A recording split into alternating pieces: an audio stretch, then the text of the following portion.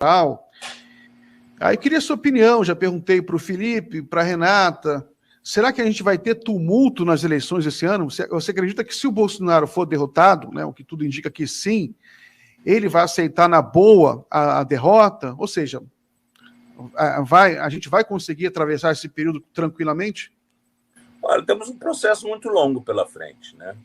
É um processo muito longo que ninguém pode dizer a essa altura que o jogo está ganho. Tá?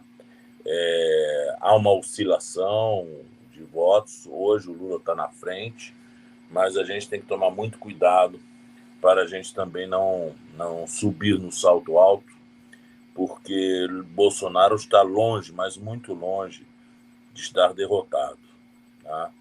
Esse tipo de jogo, a gente sabe que ele faz isso continuamente, ele ataca, depois ele pede desculpas, depois ele se recolhe, depois ele ataca de novo. Isso é o jeito dele de manter o seu nome, né, em alta, né, nas estatísticas das redes sociais. É uma técnica dele. Agora, vamos ver, vai depender tudo muito de como o TSE vai reagir a isso. Temos um fato que não é muito positivo até agora. Nós ingressamos com um pedido para investigar aqueles outdoors que estão sendo espalhados pelo país inteiro e que nós vimos por parte do TSE e do Ministério Público é uma atitude de, vamos dizer assim, laissez-faire, laissez-passer. Tá? Não existe prova de que o Bolsonaro sabia. Ora, a gente sabe que em matéria de propaganda eleitoral a responsabilidade ela é objetiva, no sentido de que quem se beneficia da propaganda tem que arcar com as consequências da propaganda ilegal. E no caso de outdoor, não só o outdoor por si só é um meio ilegal de propaganda, até em épocas normais de campanha, mas com mais razão ainda com a campanha antecipada, e ainda mais quando há fortes indícios de que esses outdoors estão sendo financiados por pessoas jurídicas, os sindicatos dos produtores rurais. Então, o Ministério Público e o Judiciário dizem, mas as partes não conseguiram demonstrar que foi o Bolsonaro que mandou fazer. Não cabe à parte demonstrar coisíssima nenhuma. A parte, que no caso é o PT, ela simplesmente dá uma notícia. E cabe à Justiça e ao Ministério Público investigar.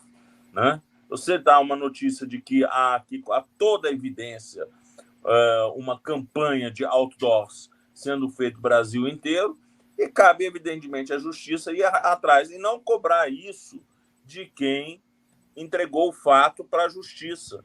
Até parece que o PT tem poderes investigatórios, que a gente possa requisitar documentos, que a gente possa intimar testemunhas. O PT não pode fazer isso. Quem pode fazer isso é a Justiça Eleitoral. Então, eu acho que aí, sobre esse aspecto, começou muito mal, viu? Começou muito mal.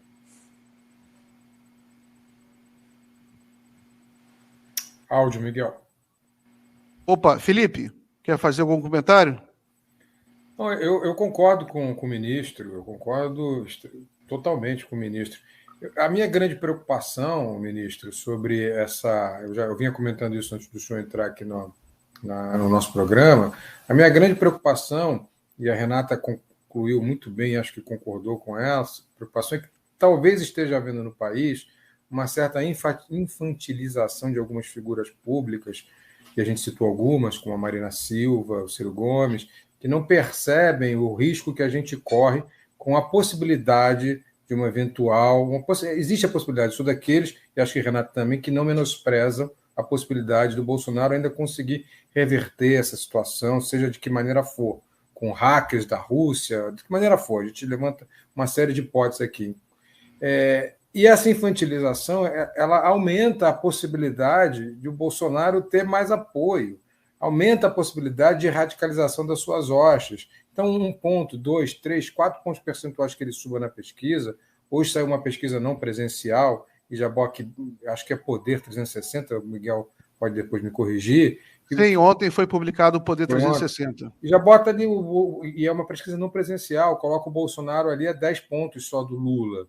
enquanto as pesquisas presenciais colocam o Lula a 20 pontos do Bolsonaro. É um retrato do momento. Mas ali, se você comparar essa pesquisa do 360 atual com a anterior, a diferença de pontos é muito pequena, está dentro da margem de erro. Mas se comparar de um mês atrás, em um mês a diferença subiu 5 pontos, em um mês. Sim, mas 5 pontos por causa da diferença de 2 de um e 2 de outro. Tá? Ou seja, isso está dentro da margem de erro de ambos. Tá? Ou seja, para mim ali há um quadro de estabilidade. Tá? Não há um quadro de instabilidade ainda. Por mais que você possa, evidentemente, interpretar desse jeito. Mas eu sou contra, que nem você, eu sou contra o excesso de otimismo. Também, tá? Eu acho que a gente tem que lutar pesado, tá? Levar em conta que nós temos um inimigo poderosíssimo, que tem uma caneta na mão, tem um orçamento na mão, tá? Tem uma bancada forte no Congresso Nacional e tem práticas conspirativas como vamos dizer, como uma prática recorrente. O que Bolsonaro, filhinho, o que o pequeno Bolsonaro foi fazer em Moscou? Né? Certamente se encontrar com um hacker russo, é isso? Será para ver os mesmos hackers que entraram na correspondência da Hillary Clinton não possam, talvez, querer entrar nas nossas correspondências e dentro dos nossos bancos de dados? Portanto, todo cuidado é pouco. E isso implica também que nós tenhamos uma estratégia muito clara de segurança de informação. E isso implica tanto em termos de inteligência como em contra-inteligência. Nós não podemos ser mais infantis. Tá? Nós temos a segurança do presidente Lula em risco, nós temos a segurança dos familiares do presidente Lula em risco, nós sabemos que essas pessoas não brincam em serviço, nós temos mais de 1 milhão de bolsonaristas armados até os dentes numa eleição que vai ser violenta. Tá? Então, o senhor está confirmando tudo que a gente já falou aqui nesse programa antes, exatamente isso. E a pergunta que eu teria a fazer ao senhor é o seguinte: o senhor, como jurista, ex-ministro da Justiça, foi chefe da Polícia Federal, conhece a Polícia Federal, que instrumentos jurídicos a gente tem para proteger os nossos dados, para proteger a campanha do presidente Lula, para proteger o próprio presidente Lula?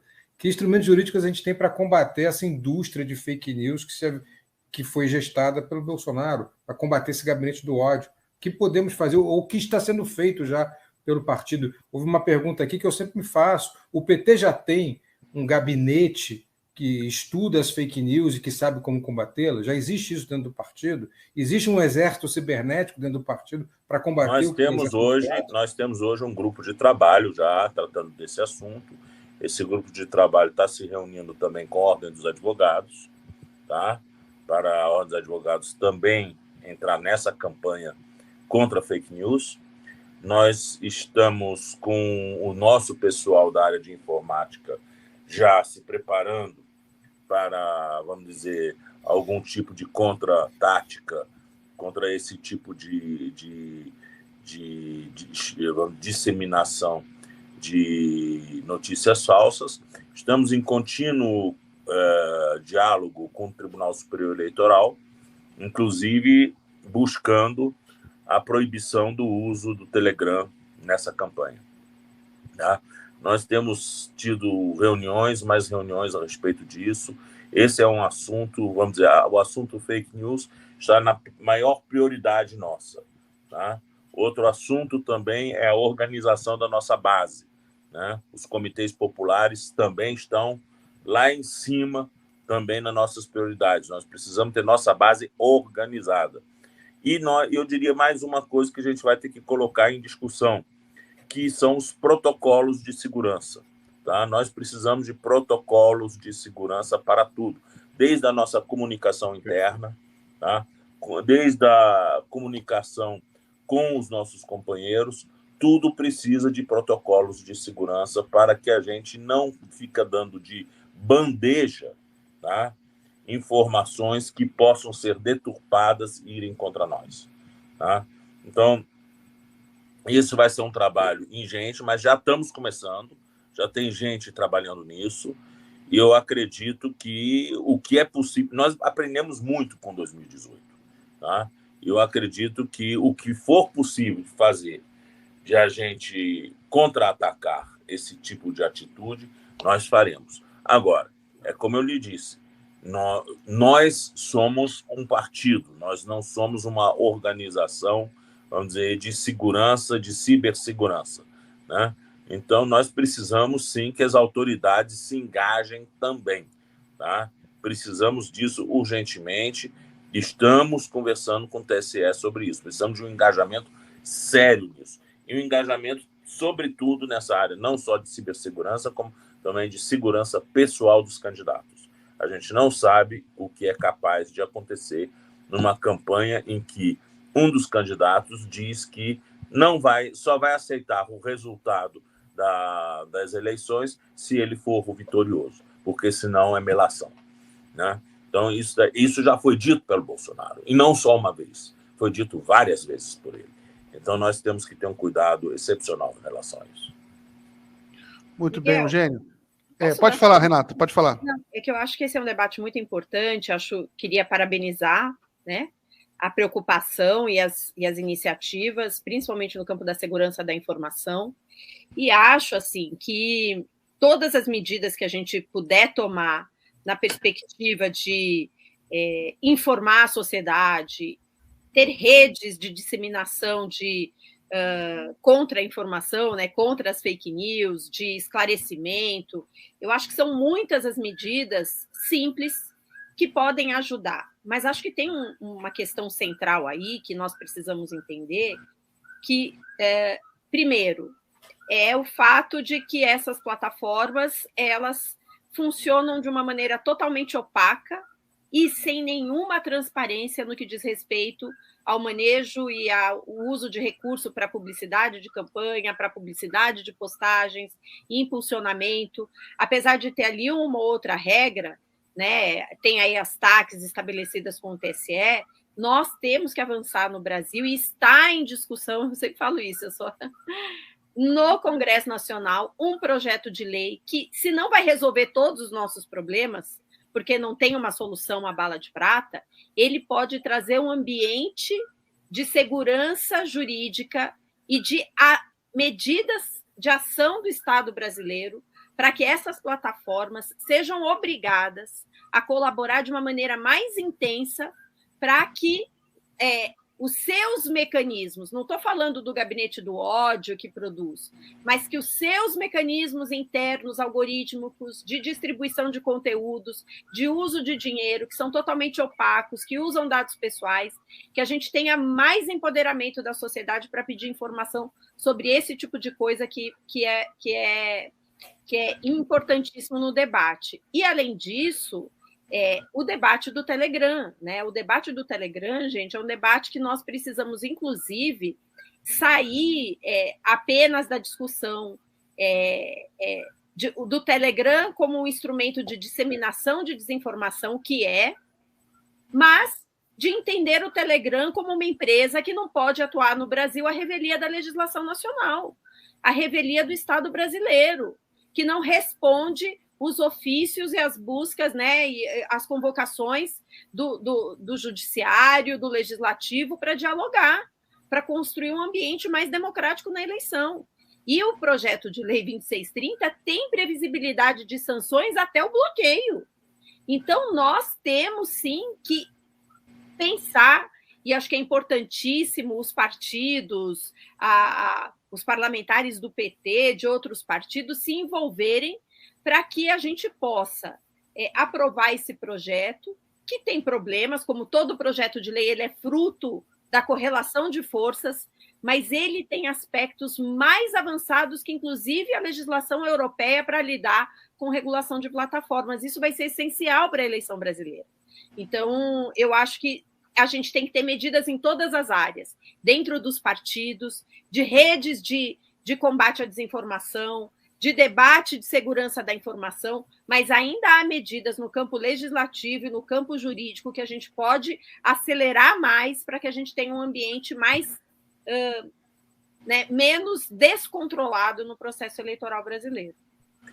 Renato, eu cheguei a fazer uma proposta e o ministro preferiu que esse assunto fosse levado pela via legislativa. Para mim é o seguinte, para que as plataformas possam ser utilizadas nas eleições, elas têm que preencher pelo menos duas condições. Uma, ter representante no Brasil que possa responder juridicamente pelos atos praticados dentro da sua plataforma. 2, se comprometer a seguir fielmente a legislação brasileira e as determinações da justiça brasileira. Aquela plataforma que não der esse tipo de segurança, ela não poderá ser utilizada nas eleições.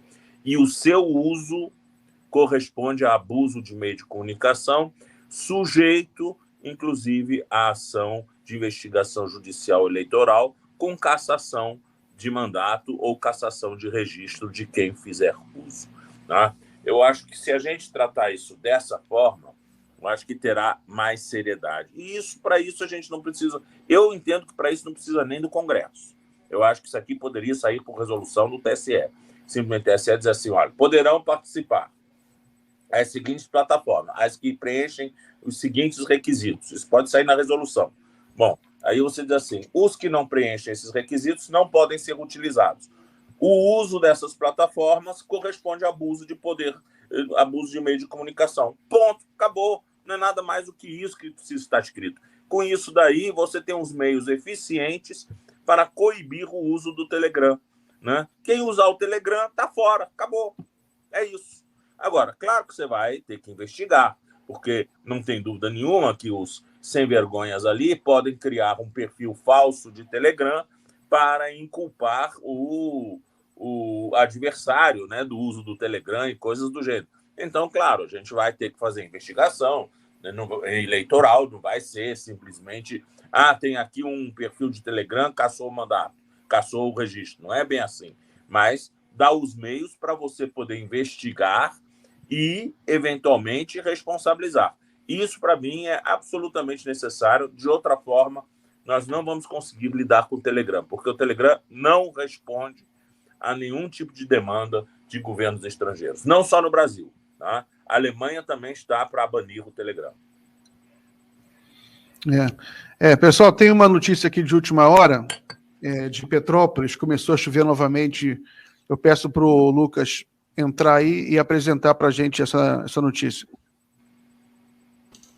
Bom, boa tarde novamente, Miguel. Boa tarde, ministro. Miguel, a notícia é de que a chuva voltou a Petrópolis e voltou a inundar as ruas, né? Então a gente tem um vídeo que mostra a rua em Quitandinha sendo inundada, muita água circulando. Pedi para o Guilherme colocar aí para a gente. Gente, aqui estamos de novo passando esse desespero, ó. Mais água enchendo aqui no Quitandinha de novo.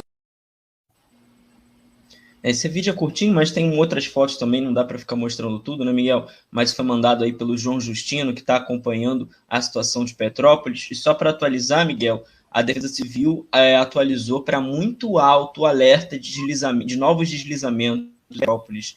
Então a gente continua aí acompanhando, Miguel. É isso aí. Muito obrigado, Lucas. Daqui a pouco chamo você de volta.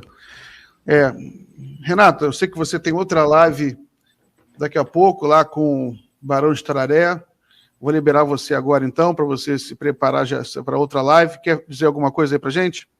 Não, só agradecer mais uma vez a possibilidade de discutir aqui com vocês. É uma honra. Um abraço para o ministro Eugênio, para o Felipe, para você, para todos que estão assistindo. E vamos em frente, né? Acho que a gente tem que ter seriedade para lidar com um problema que é grave. Acho que o ministro Eugênio tem toda a razão. Acho que a gente tem que cercar por todos os lados a questão do Telegram, via legislativo, via judiciário, via debate público. Acho que a gente tem que mostrar para as pessoas, né, que não é possível que uma empresa que não colabore com o Estado brasileiro atue no Brasil. Então, acho que também tem um debate a ser feito para que a gente explique para as pessoas do que se trata, né? Então, acho que é isso e até a próxima. Valeu, Renata. Obrigado. Pessoal, vou chamar mais um amigo aqui para a mesa. É um companheiro aqui do Rio de Janeiro. Ele foi presidente do sindicato da Casa Moeda, hoje é diretor do sindicato, e eu gosto muito de ouvir as opiniões dele sobre a situação política. Aloysio, vou colocar você aqui. E aí, Aloysio? Boa noite, Miguel. Boa noite, ministro Eugênio. Boa noite, Felipe Pena. Boa noite também para a nossa companheira Renata. Sempre é um prazer, Miguel, quando você nos convida a poder estar aqui presente, aí poder aprender, igual eu estou aprendendo aqui, que eu estou no aguardo e tendo essa aula do Felipe, do nosso ministro Eugênio e da Renata. Muito bom debate. O Aloysio, eu vou pedir para você falar um pouco mais próximo do microfone, para ficar um pouco mais alto. Tá? Ok. E eu queria saber sua opinião sobre a situação política. Você está aí no sindicato, está aí no chão da fábrica, né? Um contato aí em Caxias com o pessoal, com o povo. O que você está achando? Você acha que você falou que teve muito funcionário da Casa da Moeda que votou em Bolsonaro. Você acha que nessa eleição eles vão continuar votando em Bolsonaro ou eles mudaram de ideia? Acho que 70% da população do Rio de Janeiro votou no Bolsonaro, né? Então a gente, com muita tristeza, constata isso. Mas naquele momento ali ele refletiu diante daquele montão de denúncia infundada, muitas delas que o tempo se encarregou de comprovar, diante da prisão do presidente Lula, posterior ao impeachment da presidente Dilma. Eu acho que o eleitor brasileiro, de uma forma geral, ficou muito tentado a apostar numa renovação, né? A questão é a renovação que foi apostada e o tempo se encarregou de demonstrar que foi um erro que a população brasileira cometeu. A história vai cobrar da gente, dos brasileiros, e isso vai cobrar dos políticos também, como foi dito aqui, do ministro Ciro Gomes e para o PSDB e os meios de comunicação, principalmente aqui do Rio de Janeiro, que já conhecia Bolsonaro, as opiniões do Bolsonaro, né? E então, eu acho que esse comportamento do eleitor refletiu na Casa da Moeda, como todo Estado, né? Mas ontem eu tive o prazer de estar em Brasília, ontem, junto com o presidente do sindicato, Rony Oliveira, e o diretor Valmor. Hoje você tem um clima em Brasília muito diferente, né? Estivemos lá no Congresso Nacional discutindo as questões de interesse da Casa da Moeda, da soberania nacional, e percebe-se que o clima em Brasília é outro. Acho que o desencanto com o Bolsonaro é do meio político e é do eleitor também. Acredito que, como foi dito aqui pelo Felipe e pela Renata, o Bolsonaro hoje ele tenta manter uma base, né, mais conservadora, radicalizada, e que se porventura aconteceu que as pesquisas já apontam dele ser derrotado nas eleições, mas que ele tem uma base organizada muito maior do que aquilo que a gente imaginava que existia no Brasil de conservadorismo, de atraso, né? Então, acredito que o comportamento dos eleitores, como disse a pesquisa, será diferente, porque o Lula tem uma história do passado do cidadão brasileiro, a relação do Lula com a população, com o povo mais pobre, e a pesquisa pega isso, a esperança depositada na figura do Lula é uma coisa muito forte, ao ponto dele possivelmente ter ganho a eleição, inclusive preso naquele momento que ele estava encarcerado. Então, o Lula solto, né, reconhecidamente inocentado, e a comprovação da parcialidade do juiz Moro, né, um juiz político que assumiu seu papel, isso transforma o presidente Lula um grande candidato e que pode retornar a esperança da população brasileira e que vai ser vencedor aqui no Rio de Janeiro. Aqui no Rio de Janeiro a disputa é quantos palanques o presidente Lula vai ter, né? Se vai ter o palanque do Freixo, que é um excelente candidato, se ele vai ter o palanque do Rodrigo Neto. Aloysio, deixa eu interromper. Eu pedi para você falar mais alto e você está segurando o microfone com a mão, só que está dando um chiadinho que você está balançando a mão, aí você tem que inventar outra coisa. Fala mais alto, mas sem segurar o microfone. Não, tá bom. Sem balançar a mão, né? Sem balançar. É vício de sindicalista, ministro. A gente fala muito gesticulando com a mão. Não é fácil, não. Mas, de alguma forma, aqui no Rio de Janeiro, você tem um ambiente político, como no Brasil, muito diferente. A figura do presidente Lula é uma figura muito forte. Até o ex-ministro aí, louco da educação, o Weintraub, né, reconhece que o Lula tem uma relação, na visão dele, sub-humana, né, que é de outro planeta, porque a relação do Lula com a população brasileira é muito forte. E, de fato, essa relação é muito forte mesmo. O eleitor brasileiro se vê representado no presidente Lula. Ele é um presidente que o cidadão ele vê muito próximo de si, pela história da sua vida e tudo aquilo que o Lula representa. É isso aí, obrigado, Luiz. Eugênio, queria falar um pouco voltar a falar sobre política nacional, quer dizer, a gente não parou de falar disso, mas sobre eleições, né? O Brasil toda semana a gente tem várias pesquisas. Eu queria saber, você acredita que existe, na sua opinião, existe possibilidade de uma vitória no primeiro turno do ex-presidente Lula? E outra... Olha, é muito cedo de dizer isso. Nós estamos em fevereiro, né? Nós nem começamos a campanha ainda. Nós não sabemos ainda, vamos dizer, quais os fatos que vão se intrometer dentro desse processo. Mas, digamos assim, se as eleições fossem hoje, né? Se as eleições fossem hoje, havia uma possibilidade, sim. Não significa que isso é assegurado, mas haveria uma possibilidade, sim, porque, vamos dizer, o número quer dizer, o percentual previsto para o número de votos dele está, assim, muito próximo do somatório dos votos dos adversários. Está muito próximo. Eu tiro aí esse do Poder 360, que foi meio um ponto fora da curva. Ele deu 50 e tantos % para o somatório e 30 e poucos % para o Lula, né? Então, ele fez deu uma diferença relativamente grande entre um e outro. Mas eu vejo que o Poder 360 é um ponto fora da curva, e ainda mais que foi uma enquete feita por telefone, né? Não foi uma enquete feita pessoalmente.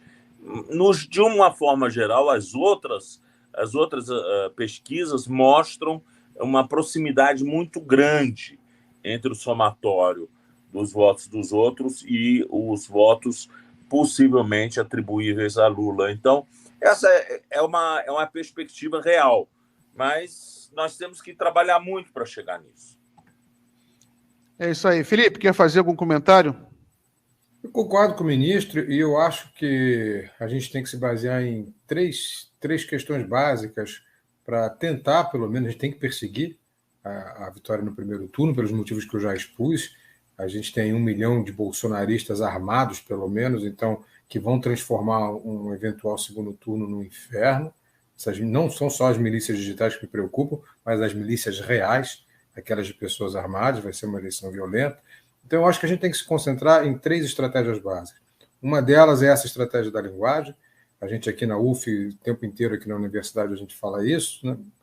Pesquisar os grupos bolsonaristas, entender como é que eles se organizam e depois saber que tipo de mensagem consegue furar a bolha bolsonarista e entrar nas bolhas dos grupos de família e etc. Esse é o nosso trabalho na UF. Talvez interesse até ao ministro Eugênio, ao PT, a gente pode dividir isso com eles depois. Segundo ponto é não botar o salto alto nunca. O ministro já falou sobre isso e eu quero sempre ratificar. Nunca botar o salto alto. Vem a pesquisa que vier, com Lula com 40, com 50, com 60, é trabalhar nas bases até o último voto, sempre. Pessoas como o Aloysio, todos os sindicalistas, pessoas que estão no chão da fábrica, nas comunidades, todo mundo, sempre com o pé no chão, sem salto alto. E terceiro, é sempre tentar furar a bolha. Eu falo isso porque tem que parar com infantilidade. Eu tenho participado de debates na Jovem Pan, que é uma emissora bolsonarista, Miguel. São sempre 3 contra 1, são 3 bolsonaristas contra mim. Não importa, eu estou lá. Às vezes é uma forma até quase humilhante, mas acho que esse trabalho tem que ser feito, Miguel. Tem que ser feito, então eu vou ficar lá, vou continuar ali no Morning Show tentando discutir com pessoas que às vezes vêm com absurdos, como esse do milagre, né? O Bolsonaro fez o milagre de acabar com a Terceira Guerra Mundial, mas quando você consegue desconstruir alguns conceitos ali, Miguel, mesmo que seja uma sementinha, você está furando a bolha de alguma forma. Então eu também peço isso, acho que a gente tem que perseguir esse furo na bolha. Né? As nossas arrobas, por isso deixei de novo a arroba aí do meu Twitter, porque a gente tem que discutir, tem que entrar na bolha dos bolsonaristas e tentar desconstruir esses preceitos que são tidos como preceitos invioláveis dessa cultura bolsonarista. É assim, com esses 3 preceitos, eu acredito que a gente pode pelo menos perseguir essa vitória no primeiro turno, concordando com o ministro, ainda é muito cedo, a gente vai ter que trabalhar muito esses 3 pontos. Maravilha. Hoje a gente tem que terminar a live exatamente 18h30, porque começa aqui o Fórum Sindical, não quero atravessar o tempo deles, então a gente só tem alguns poucos minutos. Eu vou dar um minutinho aqui para o Aloysio dar uma palavra aí. Aloysio, como é que vocês fazem lá para convencer os bolsonaristas da Casa da Moeda a não votarem nele de novo?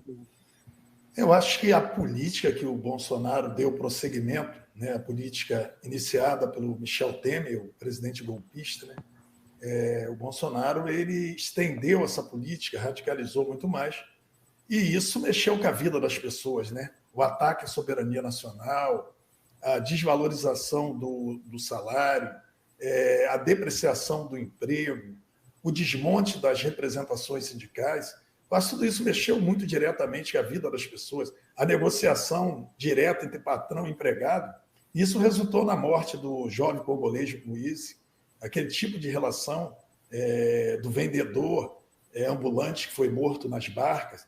Então, esse tipo de coisa mexeu muito com o trabalhador de uma forma geral e a perda da sua capacidade econômica.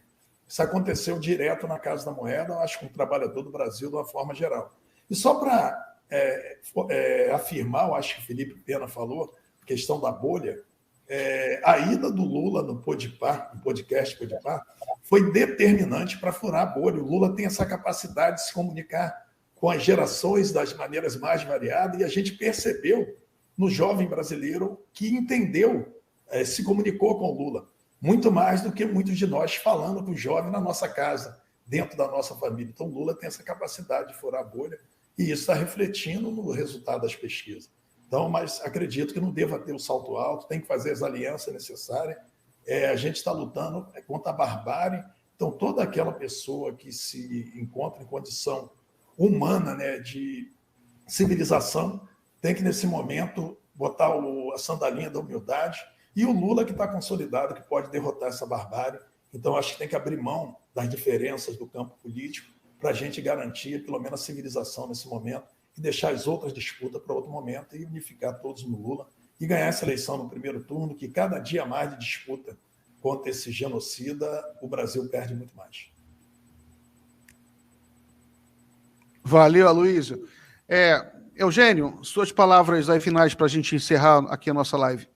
Eu só quero agradecer a vocês todos por esse convite, foi um breve debate, mas acho que é importante a gente sempre ressaltar esses cuidados que devemos ter, isso entre nós também, nas nossas comunicações, muito cuidado com redes sociais, com o que a gente fala em redes sociais, para não ser, vamos dizer, deturpado e mal utilizado, né? Nós temos que nos policiar constantemente, é o que eu digo.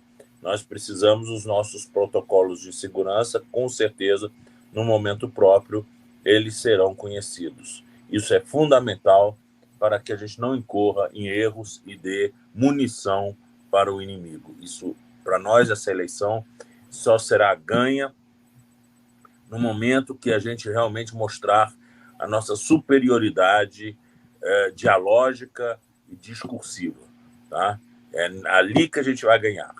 E a gente tem que prezar isso com, vamos dizer, com uma coisa muito preciosa nossa. Tá? Nós somos moralmente, somos superiores a eles, porque nós temos, vamos dizer, preocupação social, nós temos empatia, nós temos realmente solidariedade. Eles não têm nada disso. Eles têm uma meia dúzia de ideias malucas, né? Que eles ficam espalhando como absolutas verdades, mas, sobretudo, eles têm muito ódio no seu discurso, e nisso daí a gente vai ter que enfrentar e nós vamos ganhar. Vamos dizer, a esperança vai vencer o ódio. É isso aí. Ministro Eugênio Aragão. Tomara que sim. Agradeço muito a sua participação, Eugênio. Felipe, agradeço também a sua participação e até a próxima. Os internautas podem continuar aí. Agora começa o Fórum Sindical. Abraço a todos aí. Eu vou colocar aqui a minha companheira Maria Fro. E dos professores acabando com a liberdade de cátedra E para quê? Para esse rolo compressor da barbárie